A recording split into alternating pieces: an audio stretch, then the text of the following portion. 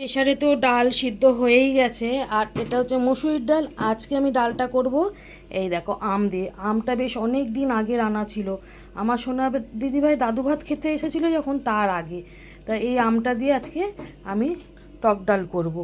আর আমাদের বাড়িতে টক ডাল সবাই খেতে ভালোবাসে, কিন্তু এই আম ডালটা আমি খাবো না, কারণ আমি নীল পুজোর দিন গঙ্গায় আম দিয়ে তবেই আম ডালটা খাই। তোমরাও কি এরকমটাই করো? আর কে কে তোমরা আগে আম খেয়ে নাও কমেন্টে জানিও। আর কে কে তোমরা নীল পুজোর দিন গঙ্গায় আম দিয়ে তবেই আম খাও? একটা আম বারণীর দিন থাকে, সেদিনটা আমার আর হয়ে ওঠে না। আমি ওই জন্য নীল পুজোর দিনই আম গঙ্গায় দিয়ে পুজো করে তবেই আম খাই। তা এই ডালটা আমার শাশুড়ি মা আর তুলিকার বাবা খাবে।